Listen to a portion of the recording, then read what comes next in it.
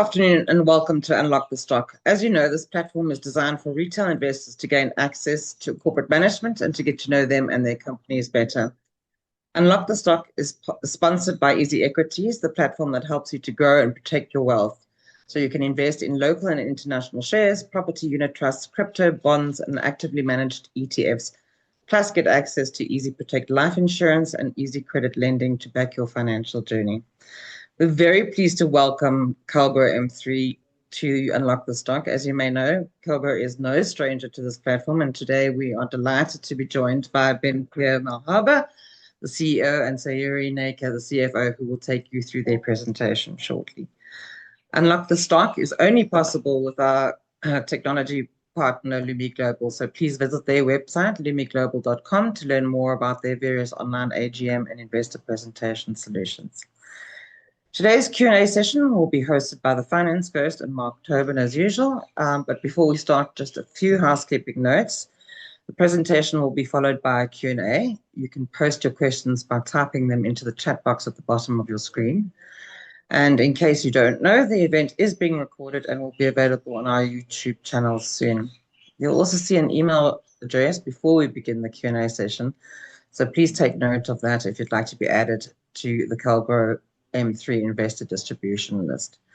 So with that, I'm now handing over to Ben-Pierre and Sayuri to take you through the presentation. Thanks very much. Good morning and welcome to our August 2025 results presentation. I'm going to start off by just going through underlying business performance and the market conditions out there. We'll have a look. Sayuri will take us through the financial review, and then we'll come back and look at the pathway and the way forward, the way we see the next couple of years. I think that one of the highlights of the reporting period is the fact that we broke ground on our Bankenveld project. This is a project that we've been negotiating for a long time now. We took transfer of the land in September last year and actively broke ground the 1st of June or beginning of June this year. But we're actually on site and construction is happening, which is great news for us. This project will yield in excess of 20,000 opportunities, and it's not the size of the project that's actually exciting, it's the location. It's a well-located project, close to the Sandton and Waterfall CBDs. It's opposite the Marlborough Gautrain station, with access from the M3 and the M1 highways. So very well located, and it will give the group the opportunity to reset the integrated residential housing model. I think simply because of location and proximity to job opportunities. If we look at the business environment, we've seen the interest rates trickling down, and haven't seen the full recovery of the residential market. Interest rate starts coming down. This cycle has been coming down in 0.25%. It was small and over a long period of time, and our consumer hasn't recovered completely. The consumer is still under pressure. But what we did see is that the investor market recovered faster than the man in the street. So we normally have a balance between people, homeowners buy units from us, and investor buyers. The period was dominated by a much bigger appetite from the investor market that helped us through the period. So we see the environment, the banks are still supporting the affordable housing segment. We still get 100% bonds in the market segment. We've got appetite from the financial institutions. And although it's a difficult environment and the market hasn't recovered, there is still appetite from the consumer in this market segment, which is the lower end of the residential market. On the memorial parks, it's not as cyclic as the development business. There's a big demand based on a lack of service delivery in the public sector operating in this space, and memorial parks are reaching capacity there. And we see a lot of opportunity in this market segment. And we'll look at our footprint and increase our footprint over the next couple of reporting periods. If we look at more specifically the operational performance, like I said, the consumer remains under pressure. There's no doubt about that. The slack in the market was taken up by the investor market, which was good to us. But despite the strong or the market that hasn't recovered completely, we're confident that the market is recovering. We see the green shoots, and we experience the appetite picking up from the consumer side. I think the highlights of the year is based on the fact that we could start Bankenveld, like I mentioned earlier.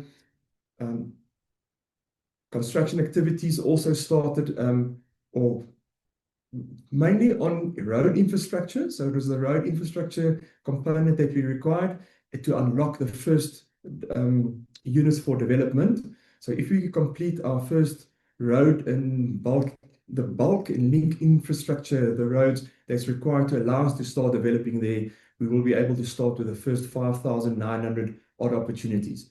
When we go into the next phase, that will take it up to 17,000, and the project will, like I mentioned, yield in excess of 20,000 opportunities.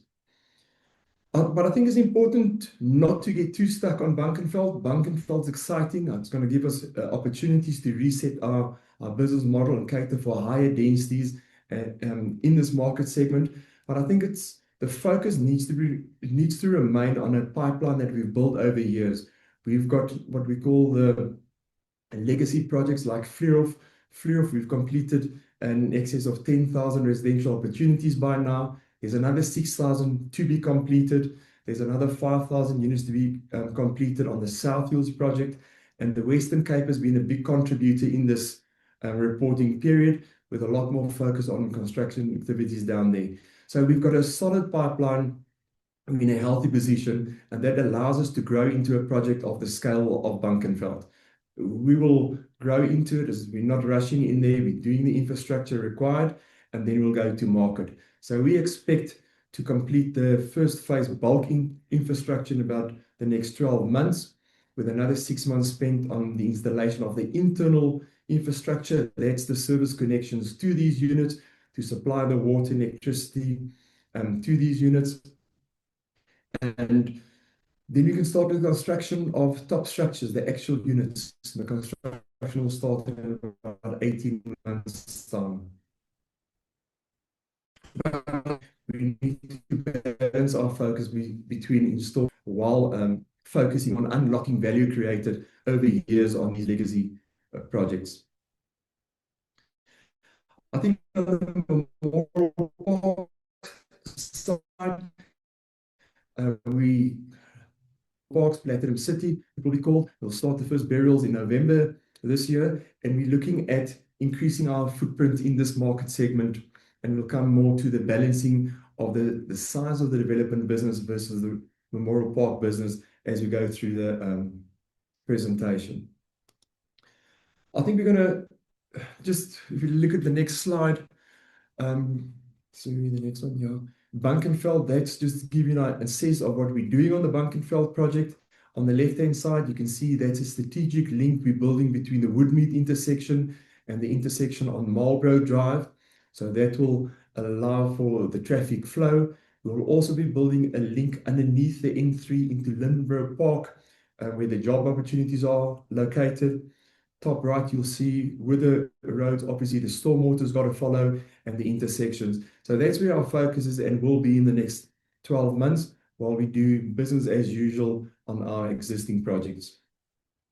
I want to let Sayuri go through the financial, and then look at the way forward.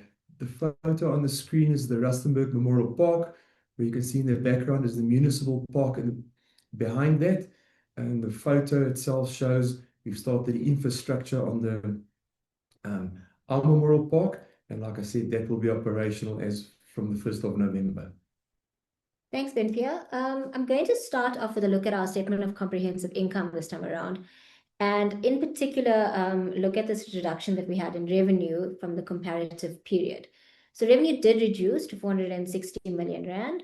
And if you look at that revenue, you need to look at it in relation to what our business segments that make up the group.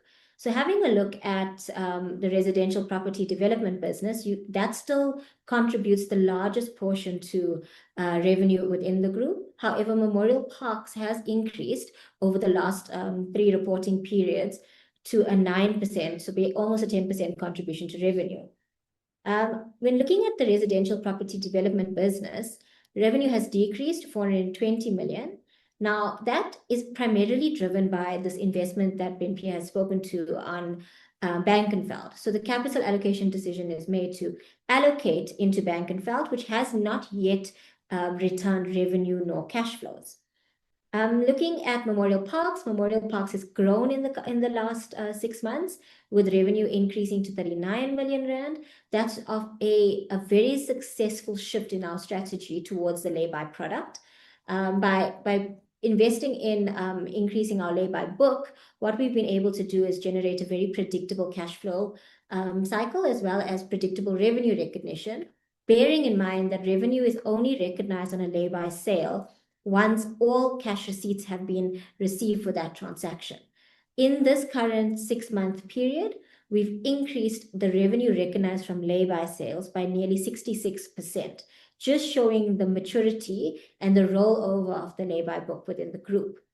Having a look further down our statement of comprehensive income, our gross profit margin was relatively stable when compared to the last 2 reporting periods at 29.43%. And the real reason for that is twofold. One, the benefit of our historical land cost coming through. And secondly, just very stringent cost management at both the direct and indirect cost lines. This gave us for the period a profit after tax of 79 million rand.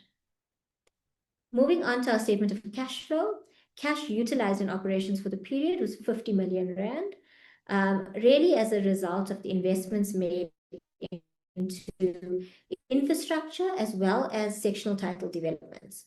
So for sectional title developments, what happens is we spend the money to build the developments, and we only receive inflows and recognize revenue once those units are ready for transfer to the end user. So we just find ourselves in a period currently where we're building a lot of units, and those units are not yet at a point where it generates either cash nor revenue. Having a look at our net cash from financing activities, proceeds from borrowings have increased by 350 million. And we really need to look at that in relation to the capital repayment of borrowing, so 207 million. What we have done in the current period is we early refinanced our annual debt maturities for the period. We still have 90 million rand to repay after the end of August. And once you take that into consideration, the net movement in debt is slightly up from the previous reporting period. So this is really a timing difference on just early refinancing our maturities for the period. In the current 6 months, we've bought back 1.3 million shares at 6.6 million rand. That buyback has resulted in us cancelling the shares bought back. So we've created long-term accretive value to shareholders. And then we did pay out that dividend that was declared at the previous reporting period. What this gave us is a cash and cash equivalents balance at the end of the period of 163 million rand. That is really of a benefit of the early refinance that we've done in the period. Having a look at our statement of financial position, construction contracts has increased as a result of that increase in our sectional title development and infrastructure spend that I spoke to earlier, giving us quite a healthy asset base of 3.4 billion rand. Looking at our liabilities and equity section, stated capital has reduced to 27 million rand, and that is as a result of that cancellation from the shares bought back. Borrowings I'll touch on the next slide, where we provide just an outlook on our borrowing maturities. Now, I've explained the reason for the timing difference on the refinance and the net movement to give us the 1.2 billion rand in debt at the end of the period. And then we do have the maturity profile for the next 5 years. Having a look at our covenants, our net debt to equity is at 0.71 with our debt service cover ratio at 1.58. Both of these are within the regulated covenant limits. And our net debt to equity is also within our target range of 0.75, which was internally set. We're still very comfortable with that internal target from an operating perspective. going to give it back to Ben-Pierre to talk through the way forward and the sustainable pathway. Okay, thanks, Yuri. If we look at the next 3 years ahead, you said, where are we going? I think the first thing to mention is that the acquisition of the Bankenveld project gave us options. So the first thing we did is we relooked our pipeline. It was not in our interest to sit on projects that we've got no intention of developing.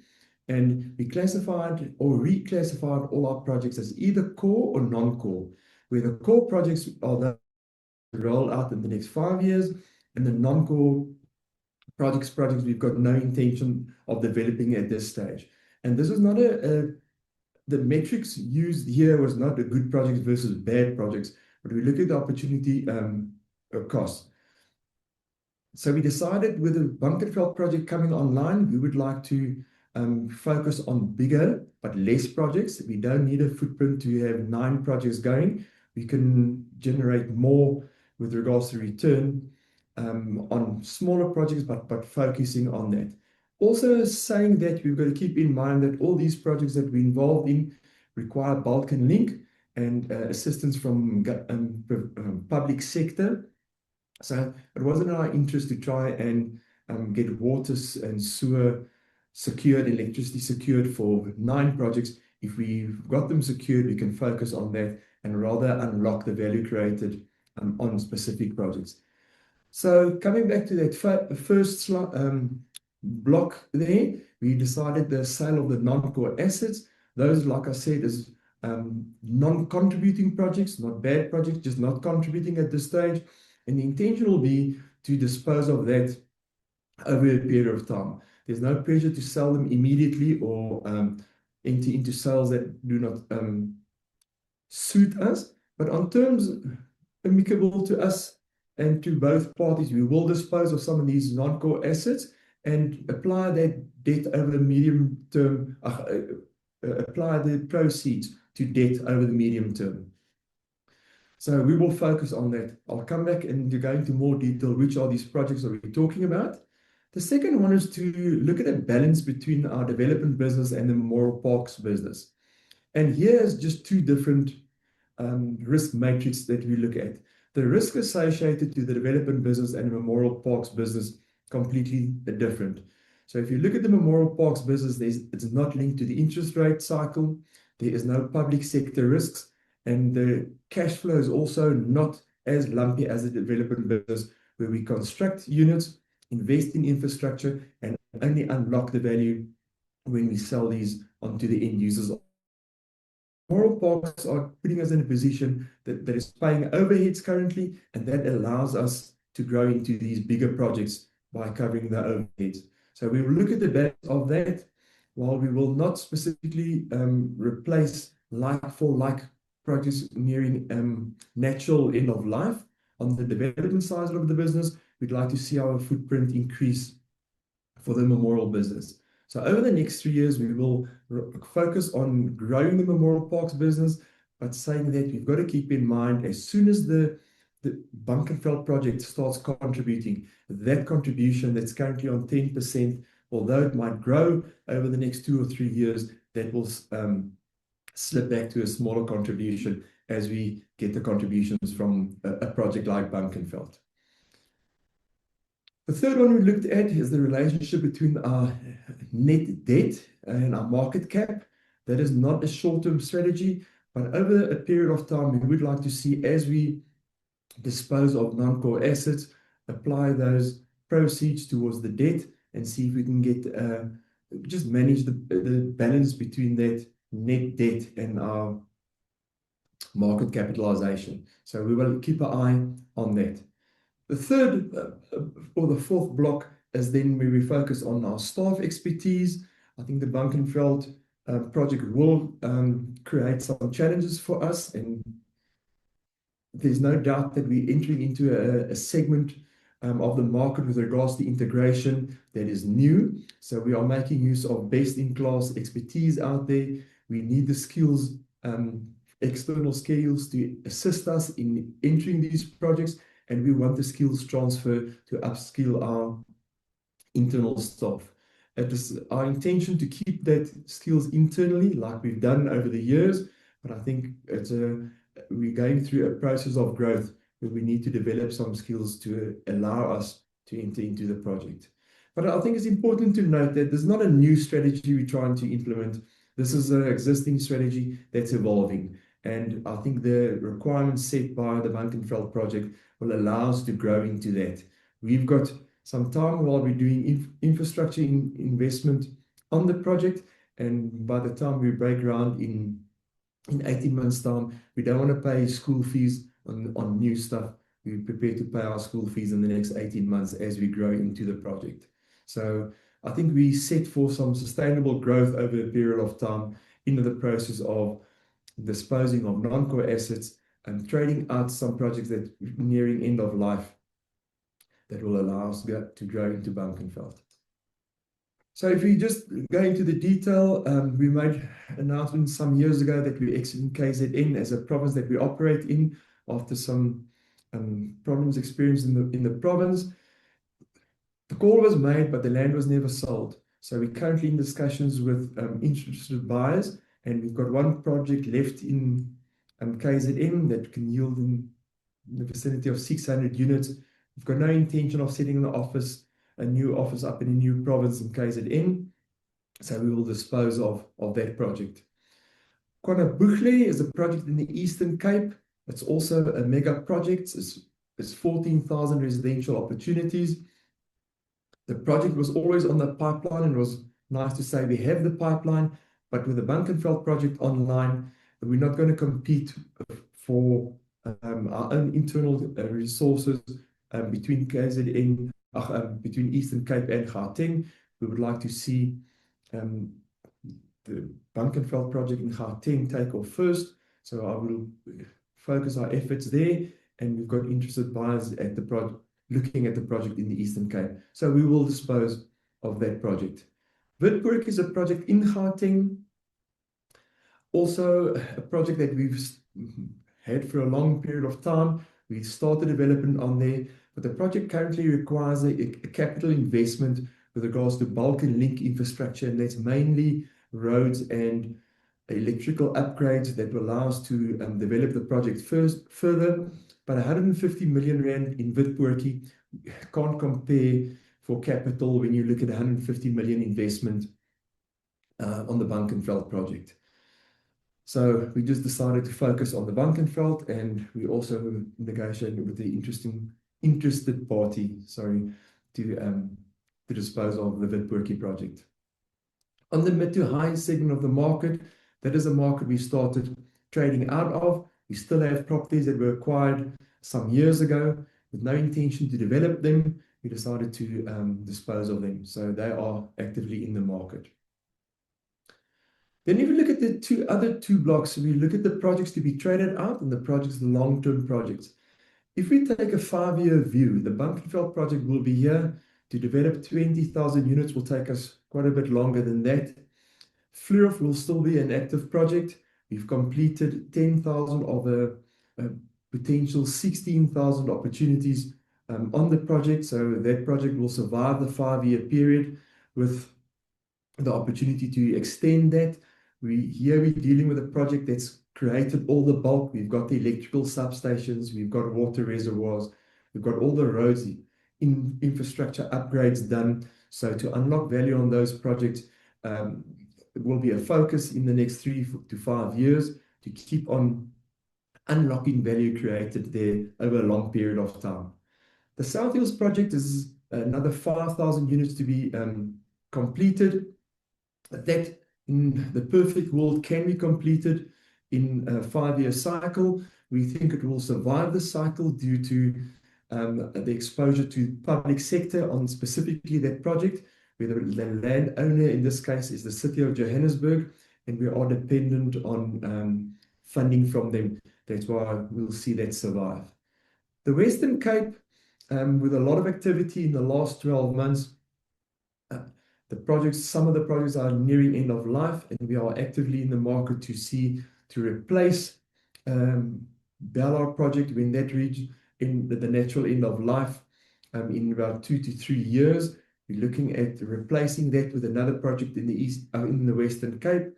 And the reason for that is it just gives us some opportunity to diversify our risk away out of the Gauteng province by being able to focus on the Western Cape like we did in this specific reporting period. So those are the longer term projects that we look at. If you look at the projects currently, the rest of the projects, these projects will all reach natural end of life. So it's not as just, if you look at the 32 on Pine, the first one on the slide, that is the last of the mid to high segment of the market that we're involved in. We'd like to complete that, sell that out, and that won't be replaced because the intention is not to purchase land for that mid to high segment of the market again. If you look at Jabulani, Jabulani is a project that's got 1,000 units left to be developed. We experienced some electrical capacity problems in the area, so we currently busy. It started in August this year. We're currently installing infrastructure, the bulk infrastructure, and the lines feeding the development that will unlock that for development in the next 12 to 18 months. So Jabulani, with 1,000 units to be constructed, that will be completed in the 5-year cycle. Scottsdene is a project with only 300 units left. Scottsdene is one of our biggest contributors in the current reporting period. It's in the Western Cape. That project just needs to be completed. We're currently busy completing a pocket, and that is just the natural completion of projects that were commenced quite some time ago. Lavina Vale is our retirement village project. We will not replace the retirement village segment of the market. I think we'll exit that market, so we just need to trade that out. Frederick is an exciting new project in Cape Town, in the city centre, or the city bowl. It's 260, but higher in the market. So we're looking at our options on that at this stage. Bella, like I said, big contributor in the financial year, with the client being University of Western Cape, doing quite a bit of student accommodation for them currently, and we invested infrastructure in that project over the last 12 months that will unlock 1,000 opportunities for us for the affordable market and social housing on that. And Vista Park is just a project in the Free State that we need to trade out. So we've got a healthy balance on the pipeline between existing projects that will keep on contributing, Bunkenveld big that's coming online, and we will dispose of some of those projects that we classified as non-core assets. Looking at the Memorial Parks has been growing steadily over the last 3 reporting periods. If we look at the growth and the contribution of that, the intention was always to grow the Memorial Parks to a stage where it can cover group overheads. We've achieved that target. New target is to start looking at contributing to the interest bill as well. We will look at that. I mentioned the different risk profiles and how de-risk us as a business. So we will allow that business to grow. With Rustenburg coming online in this reporting period, or in the next reporting period, February 2026, we are looking at replacing end-of-life parks. We take a view on a park, and there's a potential when it reaches ends of life in the next 3 years, we will start looking at acquiring land to take it through the rights process. But we will not only replace parks, we will grow that market segment to get a healthy balance between our residential side and the Memorial Parks, who's contributing towards the overheads. So I think if you look at the strategy, we're not going to change how we do business. It's more about refining where we're going to focus on doing our business, and that is the balance between the existing projects and the new project, exciting stuff coming online. And if we stick to our commitment, it should lead to healthier liquidity, improve our net asset value, and create bigger returns to shareholders. I think that's the main focus behind that. Deborah, we're going to go back to you for the questions. I think we are going to jump straight into questions. So thank you very much to the team. Let's give it a crack with the video and see if the the internet will work. Deborah, you happy that I go straight into the questions? I am indeed. Thanks very much. Okay, cool. Let's do it. So, it's the team at Calgro M3. Thank you for coming back on the platform. Thank you to everyone for joining us today. It's a very interesting story. Calgro M3, it always gets a lot of attention among the smaller names on the JSE, and deservedly so. There's a lot to talk about. I think one of the things that became clear in the latest financials is the impact of just the timing of infrastructure and how this affects a lot of the performance that people are seeing in a specific period rather than necessarily the long term. So it's a bit of a technical place to start, actually, but I think it's quite important is to just understand and maybe walk us through so people really get this, how that life cycle actually works. Because there's obviously a cash outlay for the bulk, etc., as you mentioned, but you're really only recognizing the profits down the line when things actually start to sell, as I understand it. So is there like a simple explanation of just how the accounting life cycle of a project works, without being too technical, just to help investors understand that there are going to be these timing discrepancies, particularly in a period of high levels of investment in bulk, etc. Anyway, easy start. Yeah. So Yuri, that's a Gentle gentle start, hey? Okay, so just simplistically, how it works. We have two significant categories of revenue. If you look at our revenue note, it's either infrastructure or it's unit sales. So let's just call it unit sales. What happens is you can have infrastructure. When you invest in infrastructure, it's roughly about an 18-month process, depending on the extent of the infrastructure. So simplistically for Bankenveld, it's about an 18-month process for infrastructure investment, after which time it's about another 18 months to get the top structures built. Now, from a revenue and a profitability perspective, what happens is you can either recover your infrastructure from the public sector or you don't. So if you don't recover any infrastructure spend from the public sector, that just accumulates on your balance sheet up until the date the unit is ready for sale. And that is then a portion of that will translate into revenue and cost of sales and the like. If you do have public sector involvement, which is what a lot of our integrated developments are based on, you recover the cost of your infrastructure over time, and then your revenue recognition is also over time.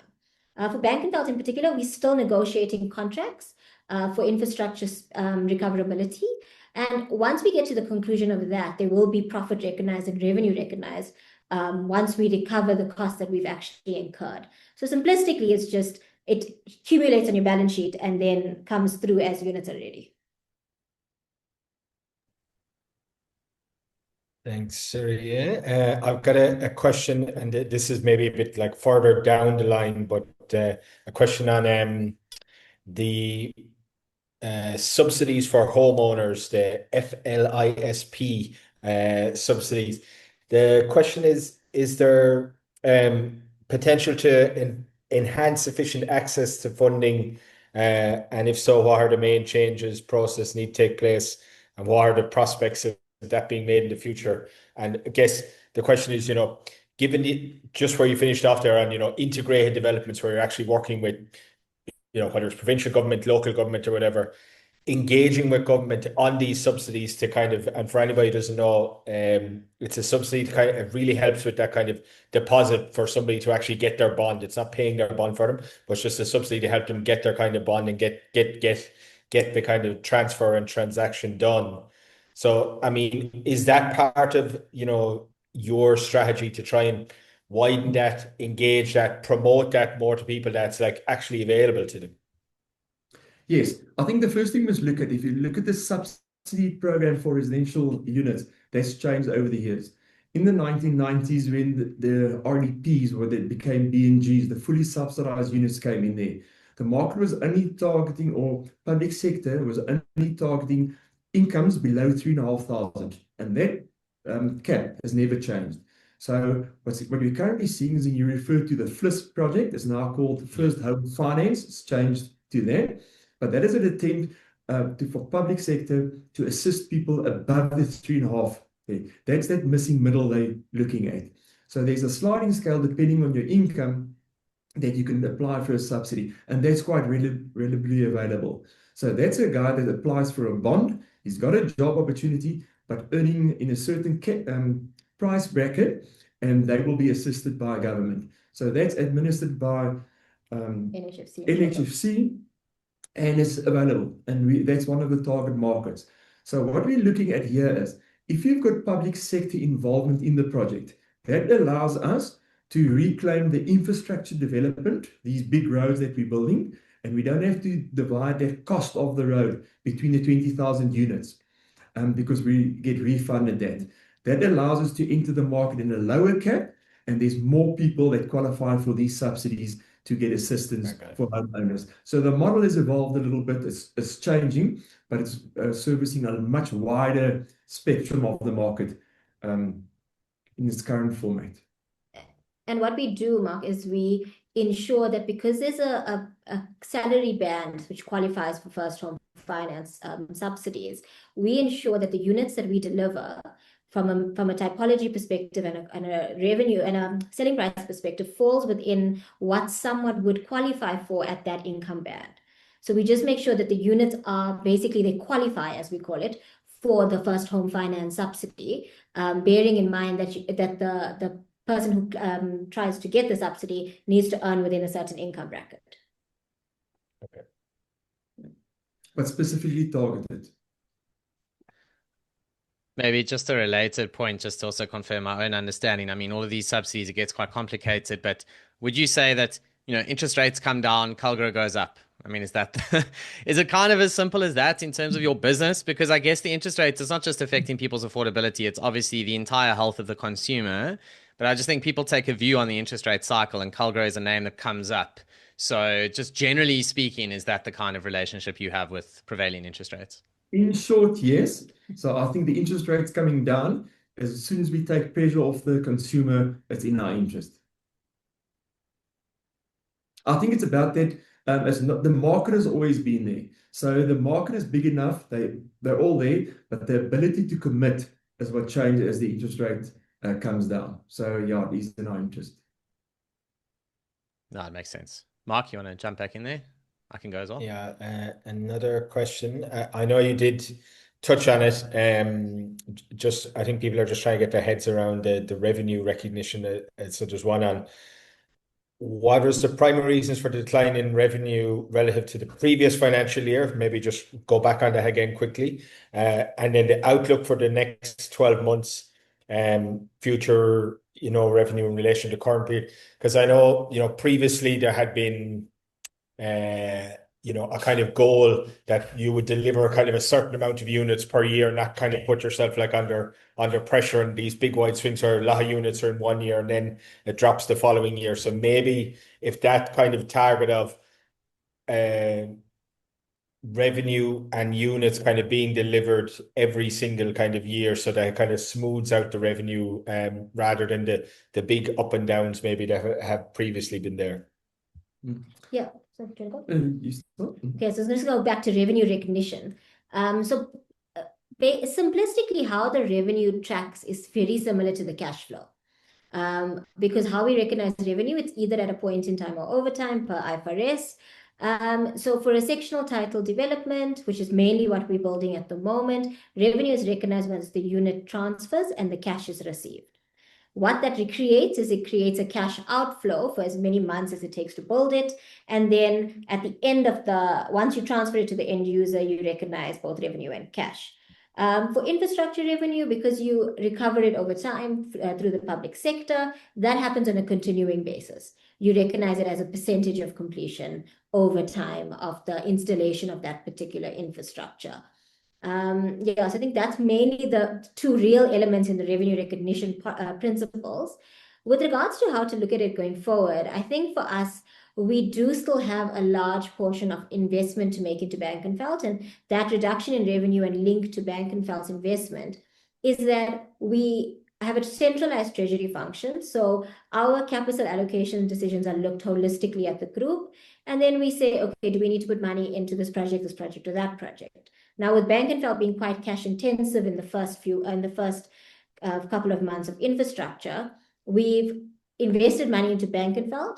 That actually sits in a joint venture, so you don't see the benefit of it in the group yet. It sits in a separate joint venture company where the asset base is building up as the infrastructure goes in. And then once that transfers back to us, it will give you a benefit at the Calgro M3 group level. But the real reason for the reduction in the relation to Bankenveld is that we've just allocated capital there as opposed to in the group, which may have been a faster turnaround time in an investment in the long-term development cycle. And I think just with regards to your comment on the lumpy cash flows, it's a lot under construction, not a lot in the next year. I think focusing on fewer projects but bigger projects, that's a lot more consistent. So you don't have to create specific capacity for a project. You wait for 18 months or 36 months to get it installed, and then you unlock that. Where here we invest in big infrastructure that we unlocked over a period of time. So the cash flows won't be as lumpy because the units under construction will be a lot more consistent if it's looking at 3 or 4 projects at a time and not 9 different projects that's all waiting for different infrastructures to be installed first. So I think in the longer run, that should become a little bit more consistent. Yeah, thank you. Maybe I can give us a break from the accounting series. I had a nightmare the other day that I was back at varsity doing FINAC, which is, it's actually, I have that nightmare at least once a year. So anyone who's ever studied accounting will understand this. Let's move on from that into something slightly more operational. So something that came through is clearly a lot of thinking around where you own the land, right? Where these projects are. I think you've pulled back from KZN. You know, you clearly want to focus on Gauteng and the Western Cape. It kind of talks to how the group is maybe set up internally. So maybe just a strategy question there around how centralized it is versus decentralized at project level. So if you wanted to take on a project in KZN, like what sort of management involvement do you actually need on the ground versus what you would have in Joburg, for example? I'm just curious because I would have thought you can do a project technically anywhere if you have regional skills that you just find for that project. Maybe it's not that simple. Yeah, I don't think it's as simple as that. Technically, we can do a project in any province. That shouldn't be an issue. The reality is working in the environment that we're working and close to communities. It's a very hands-on experience. We are much closer to the communities we operate in than you think. And it's not something that you say something goes wrong and you go down to KZN. So the teams, we need senior teams out there. And I think the team in the Western Cape is well established as well as here. And we'll rather make use of the expertise and that relationships in the provinces that we work and trying to build the relationships all over and try and maintain them at the same time. But from a senior management and executive side, we are fairly hands-on and close to the projects and the communities we operate in. Maybe if I can switch gears a bit over to the Memorial Parks business. I did notice just with Calgro having been on here a couple of times, a slight change in the language in terms of what Memorial Parks is supposed to do. It was initially to cover head office costs. Now I see covering interest costs has been added on to the end of the sentence. But so obviously that's a change. I think we should kind of highlight it to people. But more broadly, does that, as Memorial Parks grow, you know, you've got the Platinum City development now that's going to be coming online, and obviously that book will mature as the other books if we follow the lay-by model, you know, if we look 2-3 years down the line. But does it, maybe for Saria, does it start to impact refinancing and the group's overall risk profile in that you have this like steady stream of income coming in from another division that actually starts to lower the cost of capital for the actual property business overall, because the banks are like looking at, okay, they've got this stream of income coming from another business, which actually is now funding the interest costs on their like main property development business. Yeah, I think that is the intention of it. The reality of the Memorial Parks business is consistent cash flow on a monthly basis. And that's where we mention, you know, this lay-by offering has given us predictable, consistent cash flows, which is very beneficial from a general risk profile perspective. I think that definitely the inflows from Memorial Park gives us a much better gain than the asset value, just because lending against a Memorial Park is virtually impossible, as the land is considered sterile as soon as you bury. So that consistent inflows that we're able to track and prove growth and increase market share does give us does give us an upper hand when we're looking at refinancing. Also, when it looks at the quantum of what we need to refinance. So we do have a strategic goal to, in the long term, bring debt and market capital a little bit closer together And that consistent strings of cash flows that comes out of memorial parks assists us just to pay for the day-to-day. We're not then concerned about should a development project be delayed, because we have the inflows that are going to cover our overheads. And the interest is a longer term goal for them, because it did take them a while to cover overheads, but they're successfully covering overheads now on a monthly basis. So I think the growth in that business is quite critical to diversify our risk away from the developments business. But I think also the ability to slow down if you need to. If you've got someone carrying overheads and the interest bill, and there whatever happens out there, and you need to slow down for a month or two, I think that's very valuable in this development business. Things happen. You build big infrastructure, and things do get delayed and do go wrong. And that ability to just take a breath and say, just get it in place before you go. You don't want to go and launch a project that's not ready for market as yet. And you don't want to get caught in a position where you need to, because you've got no other choices. The memorial parks just give us that option to take a breath and spend another month. Exactly. Weather delays, anything can come in there where it's like, okay, let's hold off now before we have any more rain in, Cape Town winter. We'll rather start 1st of September than start 1st of July. Yeah. I wanted to ask on gross profit margin, because currently it's pretty high. It's much higher than your target. The bottom of your target is a long way down. So I think in your latest results, residential developments, you were at like 27.5. Your target's 20 to 25. So 20 is a very long way down from 27.5. How seriously should investors be modeling out that target? I know it's a hard question, because I mean, the target's there for a reason, but it feels like you're well above it. Like, do you need to rethink this target? Are you being over conservative? Or when you're looking at projects, like new projects coming on stream, etc., is that why that target is there? Is because when you're pricing these things, you are in fact aiming on new projects to be in that kind of low 20s. You just happen to be enjoying higher margins for now. I think that's what you're saying is 100% correct. We're looking at a blended margin over a period of time, and it depends on which are the projects that's contributing. While the Fleurus and the Bellars, that's existing established projects, are contributing, the margin goes too high. It goes above on. No, I'm going to rephrase that. Margin is never too high. It's just going above our internal target. But if you look at as soon as the Bunkenveld project comes online, that margin might initially be under pressure, and I think that blended margin, that's what the target is based on. And just to add to that, so the blended margin, the reason we also have that is because it's dependent on typology built. When we do more subsidized units, the margin will track a bit lower, just because those units are at a very low margin. And when we do open market units, those will track quite a bit higher, because those are then you recover quite a bit more of the cost base. So that blended margin is what we look at in order to blend the total project's typologies and make sure that we're in line and comfortable with where we track and where we sit.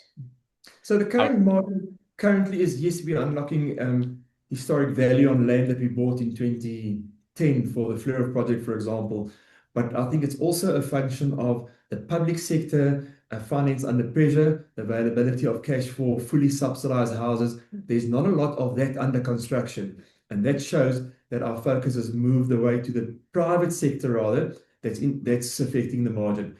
As soon as elections come around next year again, there will be an increased focus on delivering the subsidized product, and you will see our margin adjust again. So I don't think it's necessary to really look at the target. I think we're just in a position where we're currently above that because of where we find ourselves in the cycle. Yeah, I was going to say the one-time margin can be too high as if it's affecting your sales volumes, of course. But yeah, for now, it seems good. Yeah. Cool. Let me hand back to Mark. I'm looking forward to us getting to the juicy stuff, which is around net asset value and buybacks, which I'm sure is where the last 10 minutes are going. Over to you, Mark. Yeah, my next question is kind of ties that in nicely. It's on the non-core developments, which you touched on in the slide deck, is where the proceeds from that are going to flow, given you've there's been a dividends in a prior period for the first time in a long time. Buybacks were done in this period. Soraya's comments on, trying to get net debt kind of in line with market cap. So yeah, maybe just talk a bit about where the cash from these non-cores are going to come from, and maybe a rough timeline, is it kind of a 3-year program probably, or for a 5-year program maybe? Okay, I think to start with, as soon as we sell non-core assets, we don't expect to go immediately back into the debt program. That's a medium-term goal. So we're not going to reduce debt immediately. It might be that we actually go in the wrong direction, where we invest that proceeds into projects to trade them out. If you sit with a project that's got 16 units left, you can invest the money in there, trade the project out, and say, project done. Whether it goes into 32 on Pine or Scottsdene. So I think on the short term, that will assist us. The proceeds will be used to help us trade out of the existing projects. And then we've got a dividend policy. There's no change in the dividend policy. So there's existing policy that will be on the cards. And then we look at our cash flow requirements and the need to invest into projects. And that needs to be balanced with the payment of dividends. So I think it's a capital allocation decision we'll make at the time with regards to where do these proceeds go, where can we unlock value.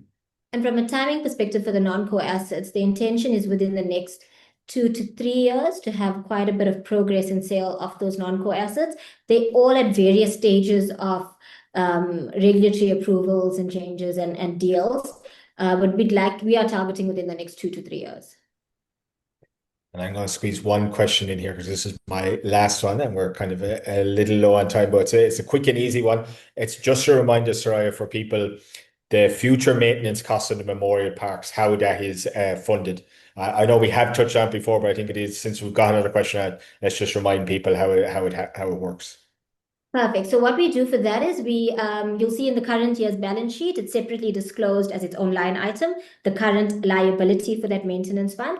Well, how we calculate it is we look at where we are at the end of a financial period. We look at how many grays have we sold, and we calculate the maintenance cost into perpetuity at a discount rate and the like for that particular those particular parks, bearing in mind that in the future you would have less gardeners, less grave diggers and the like. So we just factor that into the calculations. From a funding perspective, there's a portion of the maintenance liability that's invested into an external investment. It sits in the investment line on the balance sheet. The remaining portion of that has been reinvested into the developments business for now, just because of the return and the GP margin that we get out of investing it into that particular business. Okay, perfect. Ghost? Yeah, maybe one last one. We've got a couple of minutes. I mean, when I look at this whole thing, and the feedback that I get a lot in the market, which is maybe something for you guys also just on board, is obviously a lot of people saying, give us the buybacks, give us the buybacks. The shares are cheap. That's what we want. It's low now. It's very, very highly discounted to NAV, etc. I guess capital allocation would be a really important, or rather the the hurdle rate on returns rather for capital allocation. When you're holding land for multiple years, I think a capital hurdle rate, if you could kind of come to the market and say, look, when we're building out these models, we're looking at making a return of whatever it is, 25% on capital, etc. I think it just helps the market understand the sort of holding period on the land and how you make these decisions about where the capital is actually going. So it's as much a comment as a question, I guess, just something to leave with you. Even just for myself as an investor, that's something that I would love to see.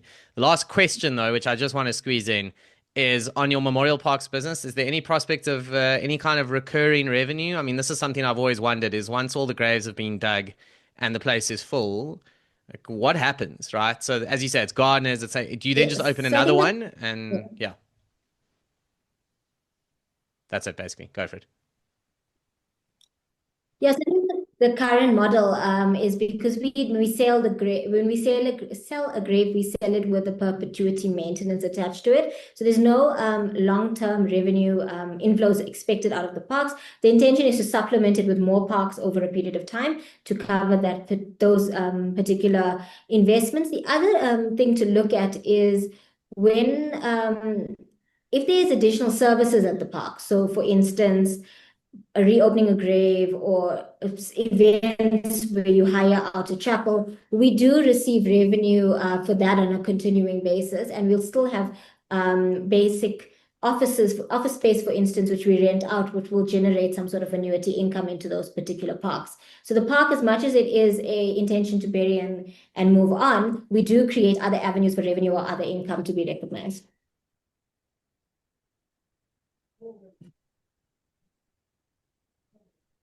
I don't have any further questions, and we're just coming up on time. And I do want to leave we're out of Deborah time. her 1 minute of fame that she requested at the start there. So since she's ably standing in for Vanessa today, who is not able to join us as usual. So I'll hand back to Debs. Debs. Thanks, everyone. Not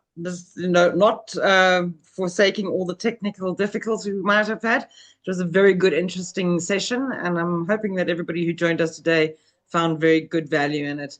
And a special thank you, of course, to Ben, Pierre, and Sayuri for making the time to support our platform and to engage with retail investors.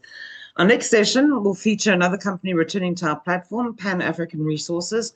So please do join us for the session on the 13th of November. And that's all from my side. So thanks and goodbye.